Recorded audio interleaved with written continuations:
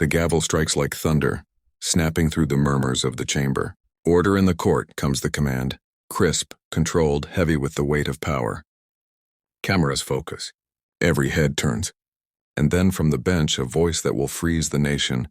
"Congresswoman, if you don't like it here, maybe you should go back to Africa." A silence so sharp it hums. For a heartbeat, even the air forgets how to move. The words hang there, poisonous, ancient, unmistakable, and ripple through the room like a shockwave. Reporters blink. Senators exchange nervous glances. Someone's pen clatters to the floor. It's not just an insult. It's a confession, the quiet mask of civility torn off in public view. And there she sits, Jasmine Crockett. Her eyes flicker once, disbelief cutting through composure. The sting registers, then hardens into stillness. She doesn't speak, not yet. She simply breathes and slow measured, while the world tilts around her. Behind her stillness lives something unbreakable. The lineage of women who have heard those words before and refuse to disappear. The narrator's voice threads through the silence. The Chief Justice of the United States, the guardian of the Constitution, had just echoed the language of segregationists. In that moment, history didn't just repeat itself, it sneered. The camera lingers on Crockett's face. No tears, no retreat, only fire gathering behind her eyes. Across the marble bench, Roberts shuffles his notes, pretending nothing happened. The seal of the Supreme Court gleams behind him, a symbol of justice now tainted by arrogance. Phones vibrate, tweets ignite. A nation begins to whisper, then shout, and still she doesn't move. Her silence becomes its own defiance, louder than any outburst, sharper than any rebuttal. It's the kind of silence that demands an answer. The narrator leans in. In that room, surrounded by centuries of law and legacy, one woman's restraint became a storm waiting to break. A murmur swells through the chamber. The gavel hits again, but it's too late. Order is gone. Something larger has begun, but what came next would leave every courtroom in America echoing with her words. The screen fades from silence to a montage of headlines flashing across the country. Supreme Court ethics hearing erupts in chaos. Roberts' remark stuns Congress.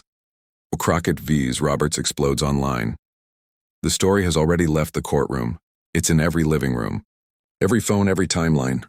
But to understand what just happened, you have to step back to the morning that started it all. It was meant to be a simple hearing, a procedural discussion on judicial ethics and transparency. Jasmine Crockett had been pushing for months to bring accountability to the highest court in the land. Questions about undisclosed gifts, partisan rulings, and quiet backroom deals had been piling up. America's faith in its own justice system was hanging by a thread. The hearing wasn't about politics anymore. It was about trust. Inside the chamber, tension lived in the air long before the insult did. You could see it in the eyes of the justices, the way they shifted in their seats, uncomfortable with being questioned by a woman who didn't look like them, didn't sound like them, and didn't play by their silent codes. She spoke with conviction, not deference. Every word she delivered cut through the politeness they wore like armor. She was calm, factual, relentless, and that, to men like Roberts, was the gravest offense of all. The narrator's tone deepens. This wasn't about one question or one judge. It was about the unspoken line that separates those who are welcomed in America's halls of power and those merely tolerated within them.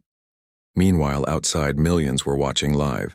Cable networks ran split screens, Crockett on one side, Roberts on the other. Twitter was already on fire. Hashtags multiplied by the second. Crockett vs. Roberts. Judicial accountability. Go back to Africa. Influencers, journalists, and ordinary viewers were united in shock and disbelief. Some demanded his resignation. Others rushed to defend him, twisting his words into a misunderstanding. But to everyone who had ever been told to go back, there was no misunderstanding. They heard exactly what he meant. As the narrator continues, the screen flashes to faces across the country. A teacher in Detroit, a student in Houston, a grandmother in Atlanta, all frozen, watching. When he said those words, the voice says softly, he wasn't just speaking to her. He was speaking to all of them, to every American ever told they don't belong in the country their ancestors built. Back in the chamber, Roberts adjusted his robe. The weight of tradition draped over arrogance. Crockett sat unmoving, knowing the cameras were still rolling. What began as an oversight hearing had become a national reckoning. The question on the table was no longer about ethics. It was about identity. Who defines America? Those who write its laws or those who live its promise? The hearing room was suddenly too small to contain what was unfolding. Every whispered comment, every camera flash, every sigh carried history's echo. You could almost feel the ghosts of every courtroom where justice had been delayed, dismissed or denied, and yet amid the outrage, something deeper was taking shape, a test, not of one woman's restraint but of a nation's conscience. Could America still claim to be what it said it was? The land of freedom, equality, and truth? When its own Supreme Court had turned those ideals into punchlines? This was never about one insult. It was about who gets to belong in America's house of power. And the deeper you looked into his words, the uglier the pattern became. Long before his words went viral, Judge John Roberts had already mastered the art of sounding noble while standing in the way of progress. To the public, he was the gentleman jurist, calm, measured, polite, a man who quoted the founders and smiled like he believed every word. But inside the marble walls of power, people knew better. They knew his civility was a costume, his neutrality a shield. When the cameras were on, he preached balance. When they turned off, he guarded privilege like it was sacred law. The narrator's tone sharpens. He wasn't the first man to hide injustice behind eloquence. But few had worn the disguise so well. For years, Roberts had presented himself as the referee of America's ideological wars. Yet his record told a quieter story, one of closed doors, quiet votes, and subtle sabotage. The Voting Rights Act weakened, campaign finance rules erased, affirmative action reversed with a smile. He claimed to love the Constitution, but only the version that kept people like him comfortable. Behind his charm lived a deep, almost inherited certainty. That power belonged to those who already had it. He believed in fairness as long as fairness didn't threaten the established order. That's why Crockett's questions, sharp, factual, unafraid, unsettled him so deeply. They didn't just challenge his rulings. They challenged his myth. The camera lingers on him in his chambers, rows of leather-bound law books, a portrait of a predecessor glowering in the background. He adjusts his tie, reads an op-ed questioning his ethics, and smirks.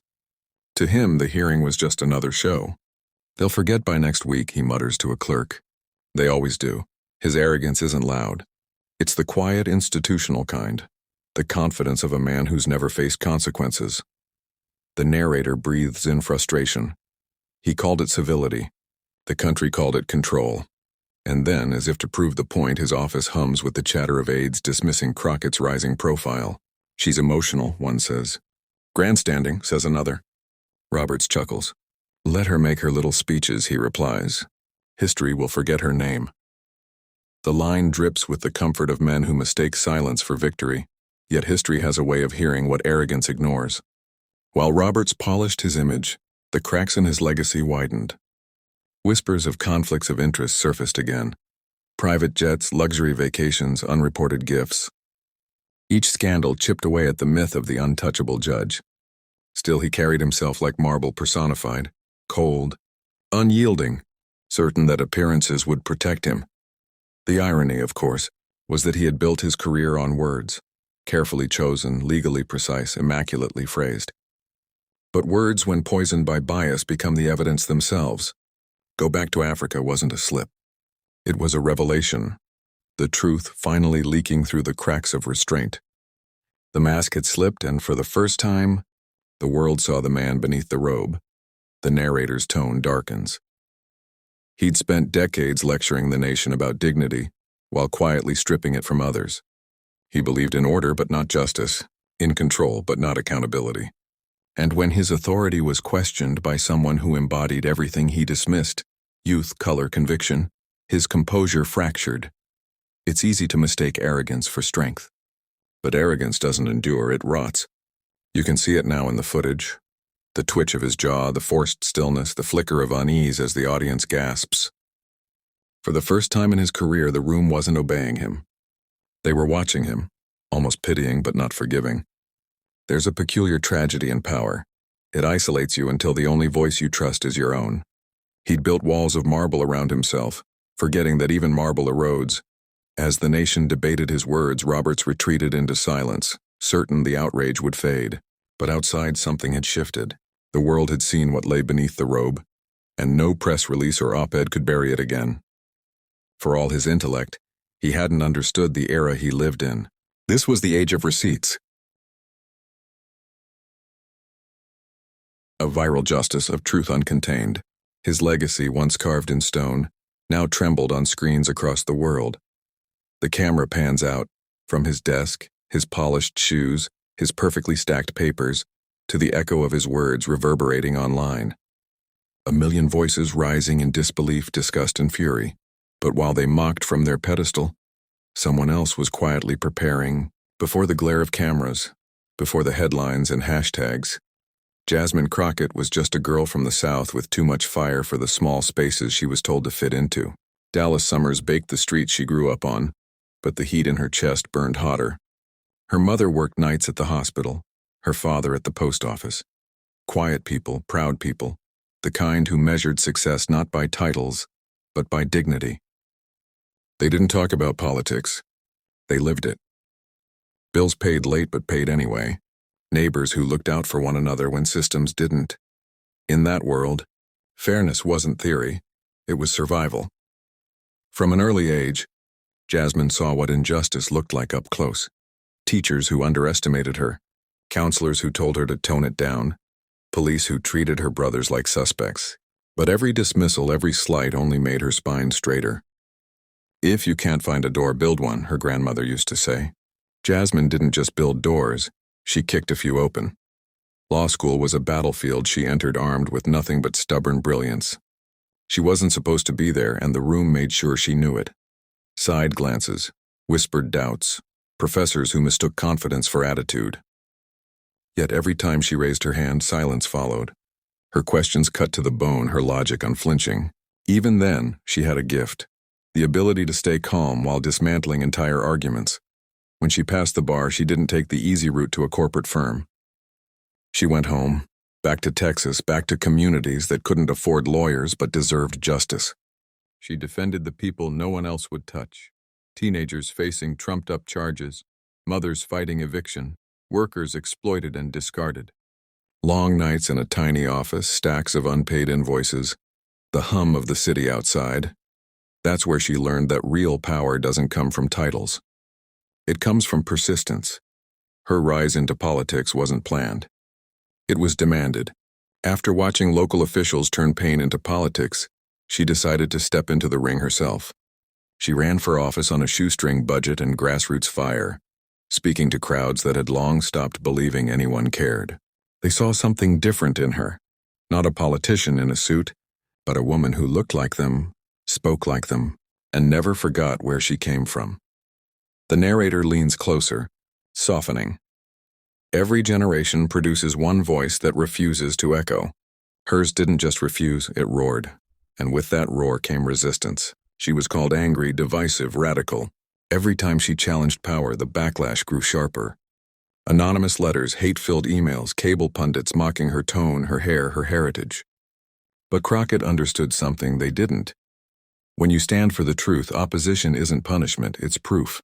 She kept showing up, smile steady, voice unwavering. Her colleagues began to notice. The way she turned hearings into lessons on accountability. The way her questions sliced through evasion like glass. Reporters started calling her the unshakable one. But they didn't know the nights she went home exhausted or the mornings she stared in the mirror whispering, "You're still here. Keep standing." There was another layer beneath her resilience. A quiet ache for the ancestors who couldn't speak in rooms like the ones she now commanded. She carried them with her, invisible but present, every time she took her seat in Congress. Each argument she made was a reply to centuries of silence. So when she walked into that Supreme Court hearing, it wasn't just Jasmine Crockett entering. It was her grandmother's prayers, her mother's fatigue, her community's faith. Every story that history tried to erase walking beside her. She wore their courage like armor, invisible but unbreakable. And when she sat across from Roberts, she didn't see a judge. She saw every barrier that had ever told her, "Not you." Every gate that tried to close just before she arrived. Every smirk that dared her to prove she belonged. But belonging was never her goal. Changing the room was. The narrator pauses, voice low but pulsing with pride. The thing about strength born from struggle is that it doesn't ask for permission. It simply arrives, calm, steady, undeniable. In the clips from earlier hearings, you can see it. Her posture, her precision, the quiet authority that makes even her opponents listen. She speaks not to impress, but to remind the powerful of what they've forgotten. That truth, when spoken without fear, still shakes the foundations of power. Behind every headline calling her fiery, there's a lifetime of restraint. Behind every calm rebuttal, the memory of being silenced and surviving it. Crockett learned long ago that fury doesn't need to be loud to be felt. Sometimes, dignity itself is the sharpest weapon. Now, the story returns to that hearing room, the tension still crackling in the air, the insult still fresh, the cameras still rolling. Roberts adjusts his robe. The audience murmurs and she sits there, spine straight, eyes forward, heartbeat steady. The narrator leans in, voice quiet but sure. And when the moment came, that strength would silence an entire room. The air in the courtroom feels heavier now, thick with something unsaid. Cameras tilt forward. No one's sure if they should breathe yet. The echo of his words, "Go back to Africa," still lingers like smoke that won't clear. Jasmine Crockett hasn't moved. She's still seated, hands folded, eyes fixed straight ahead. It's the stillness before a storm. Roberts clears his throat. "Let's proceed," he mutters, as if the world hasn't shifted. But his voice wavers. The mask of composure he's worn for decades begins to slip. He tries to drown the moment in procedure and decorum, in that old judicial rhythm that's always kept him in control. But nothing feels normal now. The court clerk stumbles through the next item. Someone coughs. The audience can't stop staring at her, at the Congresswoman who hasn't flinched. The narrator's voice glides through the tension. Silence is never empty. Sometimes it's the sound of history holding its breath. Roberts tries again, this time louder. "Congresswoman Crockett, if you have something to say, you may respond." Briefly. The condescension curls at the edges of his tone. He expects her to lash out, to give him the chaos he can point to later. The headline, the stereotype, the spectacle. He wants to restore the old order by watching her lose composure, but she doesn't give him the satisfaction. Instead, she looks up, slow, deliberate, and meets his eyes. The room stills. The clicking of cameras stops. Her expression is unreadable, but something in it unsettles him. His smirk fades just a fraction. "You may continue," he says again, impatient now. But his rhythm is broken. He taps his pen too quickly. His robe shifts as he leans forward, restless. The man who once commanded silence can't find his own anymore. Crockett speaks softly. "I will." Her voice doesn't rise, but the calm cuts sharper than anger ever could. It carries authority born of truth, not title. Every syllable seems to slow the air around her. For a brief electric second, she owns the silence he thought belonged to him. Then come the murmurs. One justice whispers to another. A senator shifts in his chair. The entire room feels divided, not by law but by conscience.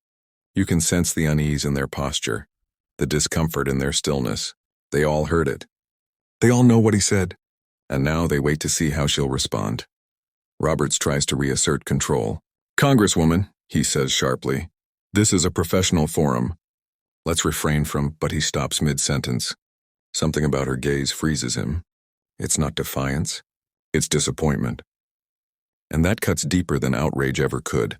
Narration slides in, a whisper beneath the growing tension. There are moments when power trembles, not from protest, but from the quiet recognition that it's been seen for what it truly is. His composure unravels further. His tone sharpens. "You are out of order," he snaps. The phrase echoes across the chamber, familiar words of command. Yet somehow they sound hollow now. The audience senses it too. Authority, once unquestioned, feels fragile in his mouth. The man behind the robe is showing through. Crockett doesn't reply. She just straightens in her seat, folds her hands again, and waits. The silence expands, unbearable, until the tension in the room becomes its own form of sound. A hum, a pressure, a heartbeat that seems to synchronize with hers. The nation is watching. Millions of eyes, millions of screens. Every breath recorded, every second immortalized. The narrator speaks low and deliberate. It wasn't just a hearing anymore. It was a reckoning, the kind that comes when the truth refuses to stay polite. A single bead of sweat slides down Roberts's temple. His voice cracks as he calls for order again. But order no longer obeys him. The hierarchy has flipped. He's the one on trial now, the one the country is judging. In that silence, you can feel history lean forward, waiting, listening, daring her to speak, and then, with the world watching, the hero struck back. The silence breaks with a sound softer than a whisper but sharper than steel. Jasmine Crockett rises. No rush, no fury, just deliberate grace. Her chair slides back with a low scrape, a sound that cuts through the tension like a blade. Every camera in the room pivots. Millions watch live. The chat feeds on. Every network frees mid-comment. Something's about to happen. She adjusts her microphone, the faint click echoing like thunder. Then she looks directly at Chief Justice Roberts, not with anger but with clarity. "You told me," she begins, "to go back to Africa." Her voice doesn't tremble. It's steady, almost tender, as if she's not addressing him but the centuries that led to this moment. A murmur rolls through the courtroom. One senator lowers his eyes. Another clears her throat. Roberts shifts in his seat, eyes flicking toward the cameras, then back to her. He opens his mouth as if to interject, but she raises one hand. He stops. The power dynamic shifts like gravity reversing. She continues. "You sit there robed in the weight of our Constitution. You carry the title of Chief Justice, sworn to interpret the very document that promised liberty and justice for all." Her tone deepens. "And yet, with one sentence you revealed something deeper, that beneath all the ceremony, beneath all the history books and marble halls, there still lives an idea that some of us don't belong." Gasps. Audible. Real. One reporter drops his pen. Someone mutters, "My God," under their breath. Crockett doesn't flinch. She presses on, her cadence now rhythmic, measured like poetry forged in fire. "I was born right here in the United States of America. My ancestors built this nation's foundations brick by brick, lash by lash. My mother was a teacher. My father a veteran. They taught me that service is what makes you American. Not the color of your skin, not the privilege of your birth, but the courage to stand when dignity is under attack." Her voice swells. "So no, Mr. Chief Justice, I won't go back anywhere, because I'm already home." For a heartbeat, no one moves. The room feels suspended in time. You can hear the faint whir of the cameras, the pulse of history aligning itself with her words. Then a single clap, someone from the back row. Another joins. Then dozens. The applause erupts before Roberts can strike his gavel. He pounds it anyway, once, twice, but it's drowned out by the rising tide of human sound. Applause, cheers, gasps, tears. "Order," he yells, but the word sounds feeble now, like a man trying to command a river. Crockett doesn't look at him. She looks into the cameras instead, into the millions of eyes watching, waiting, feeling something shift inside themselves. "You don't get to tell us where home is," she says, voice trembling now, not from fear but from power. "Because home is where we fight for justice. Home is where we refuse to be silent." The narrator's voice cuts in, low and cinematic. And in that moment, it wasn't just a rebuttal. It was reclamation, a voice of space, of belonging. The social media ticker explodes across screens. Cure Crockett Clapback. Cure Go Back to Justice. We belong here. TikToks, Reels, tweets, a loop of her saying "I am already home" plays over and over, set to music, to applause, to fire emojis. Late-night hosts replay the clip with stunned reverence. Activists post it as their anthem. Even those who disagree can't look away. Back in the courtroom, the applause fades into an awed hush. Roberts sits still, staring down at his notes, pretending to read. His face is pale. His jaw tightens. For once, the man known for control looks lost. Disarmed not by anger, but by truth. Crockett takes a breath. "You see, Mr. Chief Justice, when you sit in that chair, you represent more than yourself. You represent the promise that this country will never again silence those it once enslaved. You represent the hope that little black girls watching from their classrooms won't have to question whether they belong in the halls of power. So if you're going to speak, speak with that weight in mind." She pauses. The camera zooms in, her face radiant under the lights, her eyes glistening but fierce. "Because every word from your mouth echoes through history, and today the echo is ugly, but I refuse to let it stand." Her final line lands like a verdict. The Constitution doesn't need your permission to include me. It already does. A collective gasp ripples through the chamber. Even the stenographer looks up from her keys. For the first time, Roberts doesn't respond. He simply sits back, the robe that once made him invincible now hanging heavy, almost suffocating. The authority he's wielded for years feels weightless compared to the moral gravity in front of him. The narrator returns, voice measured and reverent. There are moments when history bends not through violence or vengeance, but through the power of words spoken with unshakable grace. Crockett exhales, gathers her notes, and begins to leave. Reporters scramble. Cameras flash. Her steps are slow but assured, each one echoing through marble corridors that suddenly feel different. Less sacred, more human. Every person in that room knows they've witnessed something irreversible. Roberts tries once more to reclaim the narrative. "Congresswoman, this hearing is adjourned," he mutters. But even he seems to realize the irony. The man who dismissed her now forced to close his own court in silence. Outside, the nation erupts. Streets filled with chants, "We are home." Say it louder. Justice for all means all. Murals start appearing within hours. Her face beside the quote, "I am already home."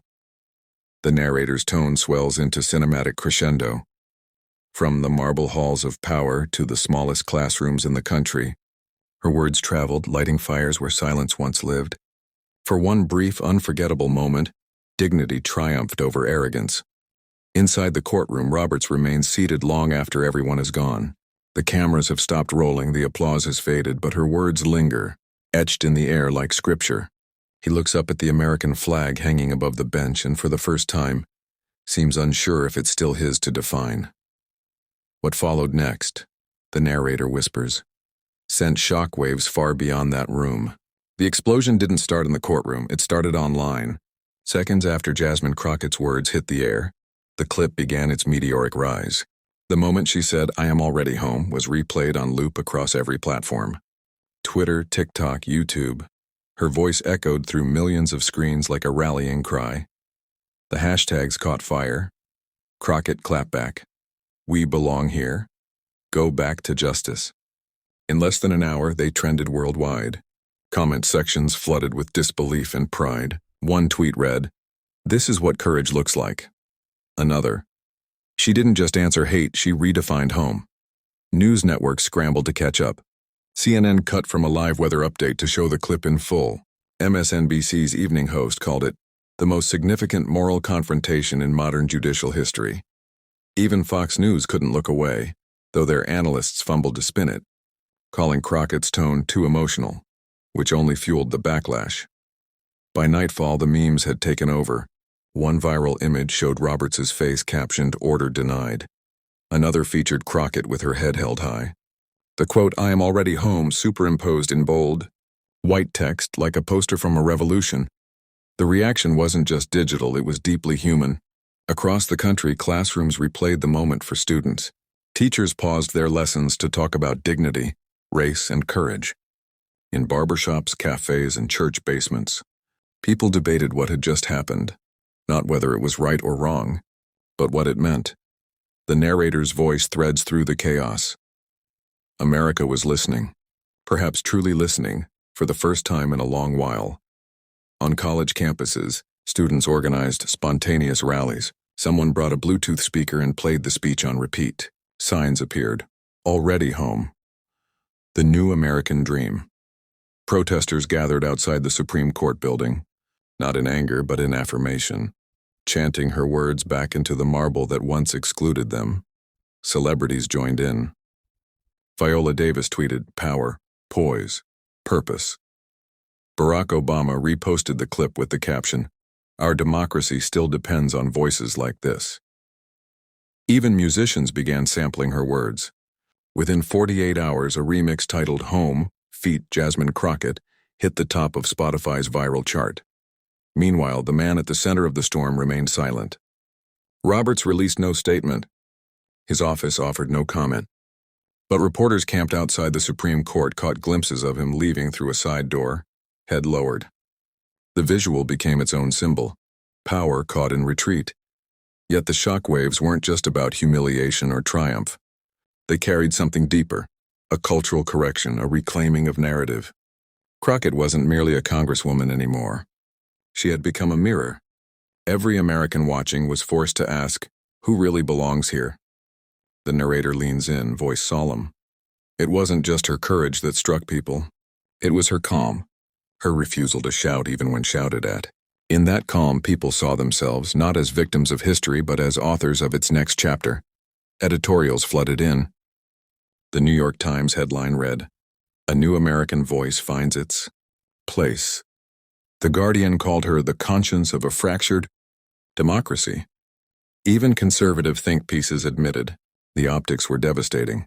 But perhaps the most powerful reaction came from ordinary people. A retired teacher in Alabama posted, "I watched that clip 10 times. My mother wasn't allowed to vote until she was 35. Today I felt seen." A second-generation immigrant in Chicago wrote, "When she said, 'I am already home,' I cried. Because for once someone said it for all of us." Across the globe, international outlets picked it up. In Ghana, news anchors discussed it with pride. In London, activists projected her quote onto the side of the U.S. Embassy. "It belongs to all of us now," one of them said to the camera. Then came the late-night shows. Trevor Noah smiled into the camera, saying, "You can almost hear the Constitution breathing a sigh of relief." The audience laughed, but then applauded, a long, unplanned standing ovation that left him visibly emotional. By morning, the narrative had crystallized. It wasn't just a courtroom exchange. It was a national reckoning. Crockett's name became shorthand for dignity in the face of power. Her moment was clipped, analyzed, and immortalized in every possible format. But even as the country cheered, something quieter was forming beneath the noise. A realization that this wasn't only about her victory.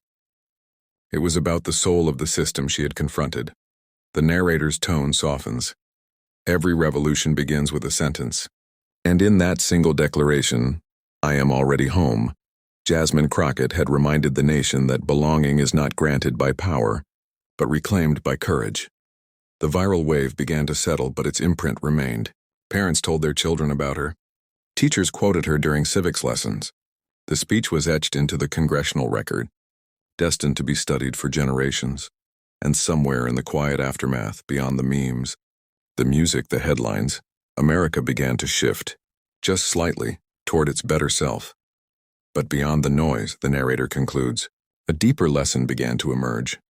In the days that followed, Jasmine Crockett didn't bask in the fame.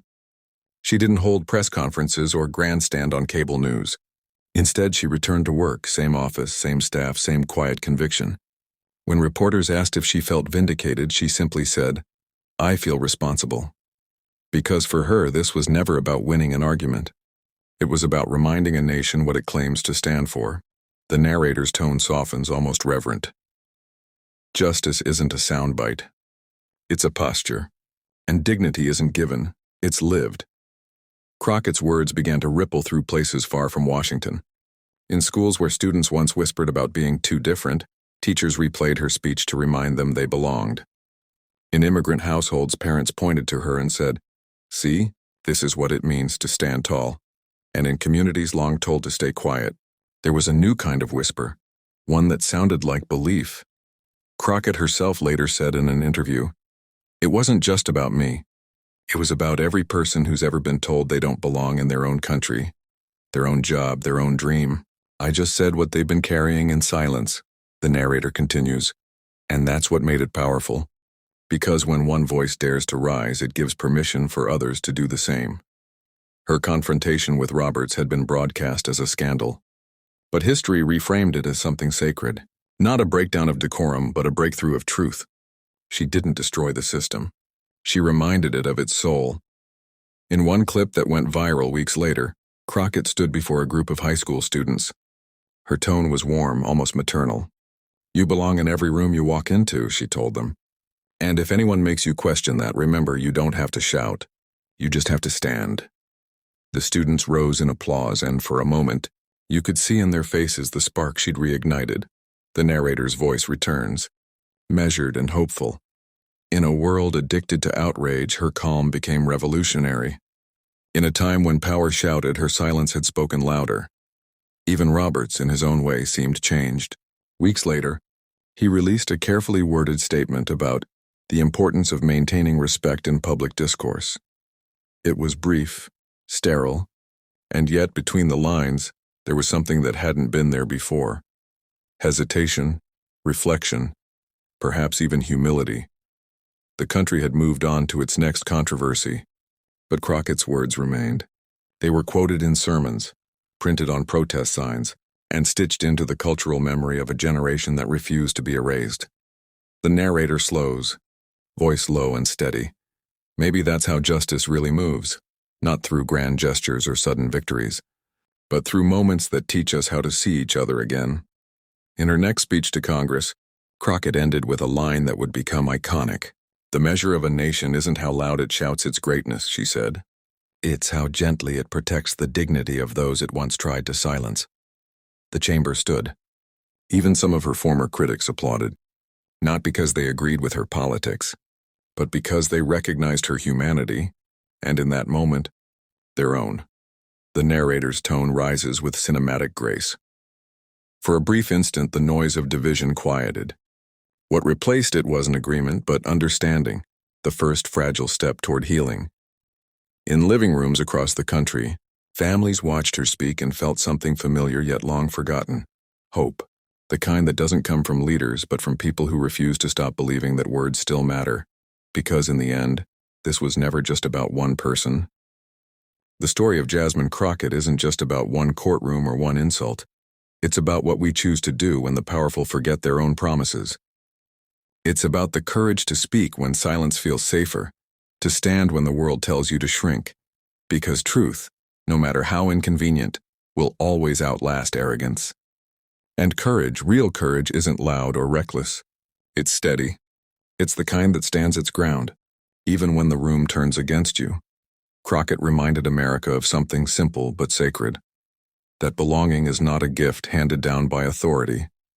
It's a birthright carried by those who dare to claim it. Every time someone like her refuses to bow, a piece of the nation's conscience wakes up. So if her story moved you, don't let it end here.